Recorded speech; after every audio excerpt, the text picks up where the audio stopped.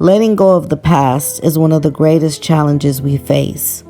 Often we find ourselves clinging to old systems and things we trusted in when trying to move into destiny. These attachments can hinder our ability to transition and keep us from fully embracing the future that God has prepared for us. The Word of God shows us powerful examples of this struggle, reminding us of the dangers of holding on to what God has asked us to leave behind.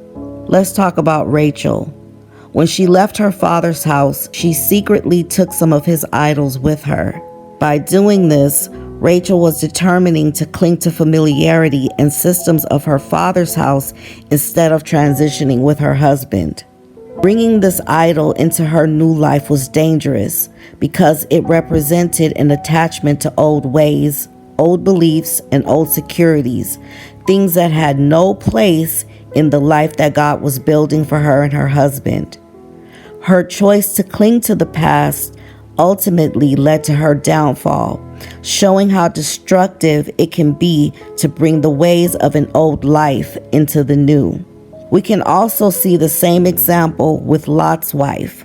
She looked back at Sodom because her heart was still tied to the old life she had there. She was captivated by her former way of living and hesitated to leave it behind, longing for what she had instead of looking forward to what God had for her. Her hesitation revealed a divided heart, and in the act of looking back, she lost her chance to move forward into God's promises. These two stories remind us of the importance of letting go of the past. To move forward, we cannot remain tethered to the things we once valued. We must focus on where we are going. Paul said this one thing I do, forgetting those things which are behind, I press forward to the mark of the high calling. You can't dwell in two places at once. Your heart can't be divided between the old and the new.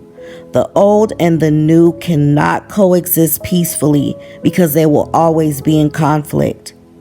So let us trust in God's plan. The Lord said to leave it all behind. Everything that you learned before has no place in where He's taking you now. So press forward. The only thing that matters is what's ahead. Until next time.